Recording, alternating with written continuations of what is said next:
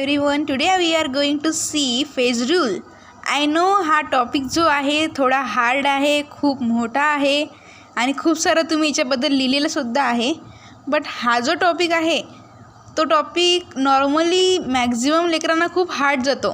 Phase rule काय आहे, कसा आहे, what is the phase rule आणि तो कसा काढतो, आपण कसा ओळखतो. ओके, आता आपण बघू. आता आपण त्याला थोडं इझी करू. आपण या मोठ्या टॉपिकला थोडं छोटं छोटं करत करत शिकूया. बघा, फेज रूलसाठी आपल्याला माहीत झालं हवं की फेज म्हणजे काय अगोदर. ओके, फेज रूलमध्ये फेज म्हणजे काय हे ओळखता आलं तर तुम्ही हा कंप्लीट जो चॅप्टर आहे तो इझिली सॉल्व करू शकता. ओके, तर फेज रूलला फेज इक्विलिब्रियासुद्धा म्हणतात. Phase equilibria. तर याच्यामध्ये इम्पॉर्टंट जो शब्द आहे तो आहे फेज आणि सेकंड आहे काय, इक्विलिब्रिया. हे दोन जे आहेत ते कसे आहेत, इम्पॉर्टन्स आहेत. बघा, phase, what is the phase. आता सगळ्यात पहिले आहे शब्द होमोजेनियस. त्याला तुम्हाला होमोजेनियस म्हणजे ओळखता आलं पाहिजेत. ओके, सपोज मी एक कंटेनर घेतला. Okay, this is a container.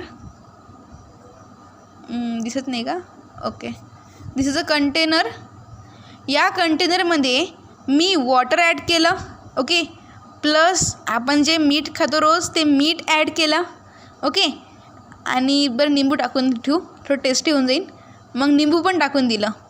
Okay, तुम्ही आणि ते काढून पण घेतलं एकदम क्लिअरली. तुम्ही ओळखू शकता का याच्यामध्ये काय काय आहे? जर तुम्हाला माहिती नाही तर नाही ओळखू शकत. म्हणून ते कसं आहे, होमोजेनियस आहे, परफेक्टली मिक्स आहे, म्हणून ते कसं आहे, होमोजेनियस आहे. इन सेकंड केस, मी आता पाणी घेतला. ओके, आणि आपल्या घरामध्ये डाळ असते. ओके, तुरीची डाळ, मुगाची डाळ, उडीद डाळ जी असेल ते, तर ते मी त्यामध्ये ॲड केली. ते ॲड केल्यानंतर आपण ते ओळखू शकतो की काय आहे, डाळ आहे ही पिवळी आहे, ही काळी आहे, ही लाल आहे, ही गुलाबी आहे. नॉर्मली गुलाबी नसते, बट इन केस असं आपण डिस्टिंग्विश करू शकतो. त्याच्या मधामध्ये आपण प्रॉपरली ओळखू शकतो की हे वेगळं वेगळं आहे, म्हणजे हे होमोजेनियस नाही आहे. हे झालं फक्त आपल्या नॉर्मल गावरान भाषेमध्ये इन शॉर्ट. तर जर आपल्या चांगल्या भाषेमध्ये सांगायचं असलं तर होमोजेनियस म्हणजे काय, ते गोष्ट जे आपण विजिबल विथ नेक्ड आईज. कसे visible with naked eyes. Naked eyes म्हणजे काय, उघड्या डोळ्यांनी ज्यांचा जो डिफरन्स आहे तो आपण कसं उघड्या डोळ्यांनी नाही बघू शकत. म्हणजे काय, पाणी आहे आणि मीठ आहे, आपण ओळखू नाही शकत की मीठ किती आहे आणि पाणी किती आहे. ओळखू शकतो का? नाही. म्हणजे काय आहे ते, होमोजेनियस आहे. आणि सेकंड कंडिशन, फिजिकली डिस्टिंग्विश्ड. म्हणजे काय, फिजिकली म्हणजे आपण फक्त मीठ काढू शकतो का पाण्यातून? नाही, मीठ नाही काढू शकत. हां, मला फक्त पाणी पाहिजेत, मीठ नाही पाहिजेत, मी काढू शकते का? नाही काढू शकत. तुम्ही म्हणसाल की हो काढू शकते, त्याला जर आपण गरम केलं, त्याचे वेफर्स काढले तर होऊ शकते. बट नाही, मी काय बोलली, फिजिकली डिस्टिंक्ट पाहिजेत. कसा पाहिजेत, फिजिकली डिस्टिंक्ट. फिजिकली म्हणजे काय, बाहेरून काढू शकतो का त्याला? नाही काढू शकत. म्हणून ते काय आहे, होमोजेनियस आहे. पण जास्त बोर नाही करत, शॉर्टमध्ये सांगून देते. फेज म्हणजे काय, तर द होमोजेनियस फिजिकली डिस्टिंक्ट. दोन शब्द मेन आहेत कोणते, homogeneous, physically distinct and mechanically separable. म्हणजे मेकॅनिकली बाहेरून त्याला काढू शकते, अशी गोष्ट बाहेरून त्याला मी काढू शकते. ओके, म्हणजे mechanically separable part of the system. Okay, and is in a dynamic equilibrium. आता डायनॉमिक इक्विलिब्रियम काय आहे तुम्हाला नेक्स्ट मी सांगून देते, नेक्स्ट व्हिडिओमध्ये. तुम्हाला आता कळून बी मी सांगितलं तरी बोर जाईल. फक्त एवढं समजून घ्या, काय होमोजेनियस समजलं असेल तुम्हाला व्यवस्थित. Visible with naked eyes and physically distinguish करू शकत नाही, ते होमोजेनियस झाले. नंतर फिजिकली डिस्टिंग म्हणजे काय, बाहेरून काढू शकत नाही. आणखी मेकॅनिकली सेपरेटेबल, तेच आणखी काय आहे, part of system, then it is called as phase. बघा, आता आपण या फेजला कॅल्क्युलेट कसं करतो, ते बघू. सपोज मिक्सचर ऑफ गॅसेस घेतला. एच पण गॅसेस फॉर्ममध्ये आहे आणि सबस्टन्स बी जो आहे सेकंड तो पण गॅसेस फॉर्ममध्ये आहे. गॅसेसमध्ये आपण ओळखू शकतो का? सोपं तर इथंच खूप सारे गॅसेस आहेत. मी सांगू शकते का की ही नायट्रोजन आहे, ही ऑक्सिजन आहे, कार्बन डायऑक्साईड आहे, कार्बन मोनोऑक्साईड आहे, सांगू शकते का? नाही. म्हणून गॅसेसच्या फॉर्ममध्ये मिक्सचर ऑफ गॅसेससाठी फेज जो भेटतो तो सिंगल फेज भेटते. कसा भेटते? सिंगल फेज भेटते. आणि मी फेज डिनोट करते 1नी, पीनी. पी इज इक्वल टू 1, कारण की काय फेज किती आहे? 1.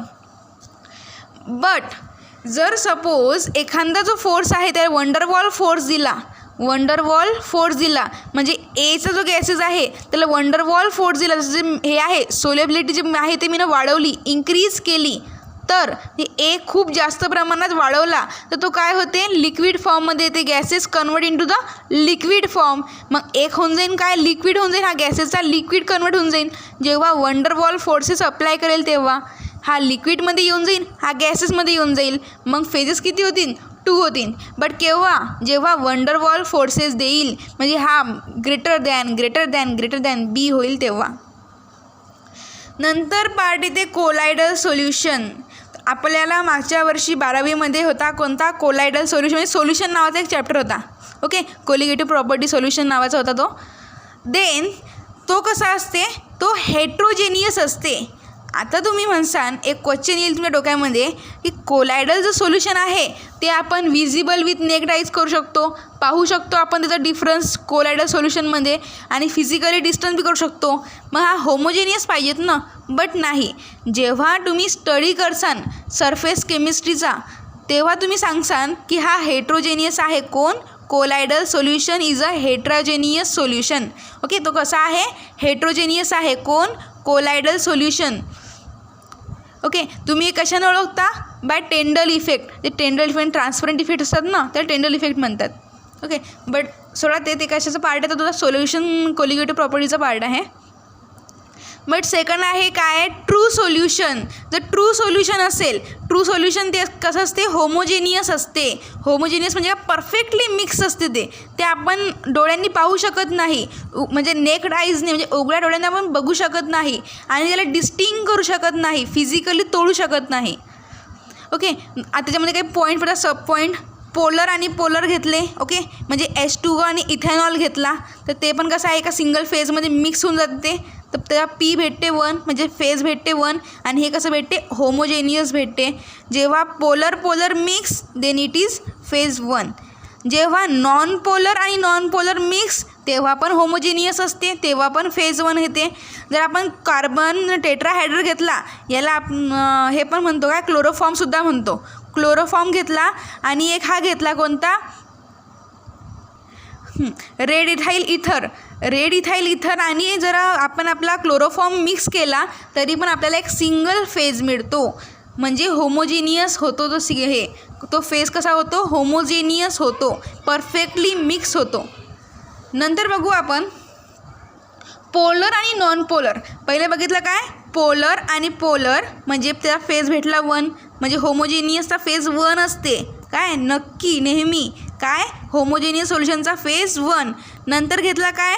नॉन पोलर आणि पोलर घेतला, त्याचा पण फेज 1 भेटला. बट आता काय करू? एक पोलर घेऊ आणि एक नॉन पोलर घेऊ. एक पोलर घेऊ आणि एक नॉन पोलर घेऊ. एक पोलर घेतला आणि सेकंड घेतला non polar. Understand? I hope you understand. एक पोलर घेतला आणि एक नॉन पोलर घेतला तर त्याचं जे मिक्सचर होईल म्हणजे काय? H2O म्हणजे आपला वॉटर नॉर्मली आणि CCl4 तुमचा क्लोरोफॉर्म, दोघं मिक्स केले तर आपल्याला हेट्रोजेनियस सोल्युशन भेटते. कोणतं भेटते? हेट्रोजेनियस. होमोजेनियस का? नाही. होमोजेनियसमध्ये फेज नेहमी 1 असते. हेट्रोजेनियस सोल्युशन मिळते. हेट्रोजेनियस म्हणजे काय? आता H2O घेतला आणि क्लोरोफॉर्म आमच्या तुम्ही दोघं मिक्स केले तर ते दोघं परफेक्टली मिक्स नाही होत, म्हणून त्या फेज भेटते 2. आता सेकंडमध्ये घेऊ आपण. बघा, gas in a contact with liquid.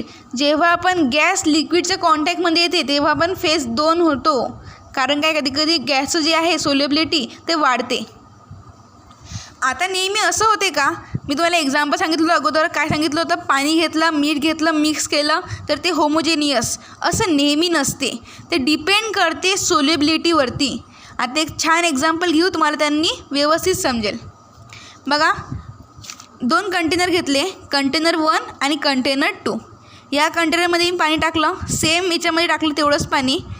याची क्षमता आहे 20 ग्राम मीठ सामावून घेण्याची, ओके, सोल्युबल करून घेण्याची.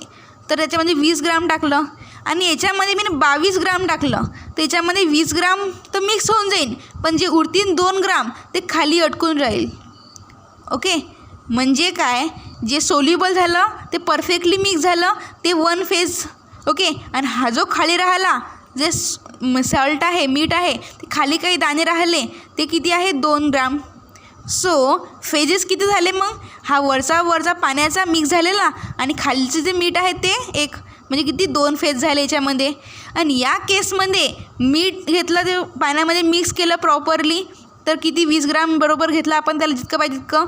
ओके, फॉर एक्झाम्पल आहे, तितकं व्यवस्थित टाकलं त्याच्यामध्ये, तर आपल्याला काय मिळलं? एक होमोजेनियस मिक्सचर मिळालं.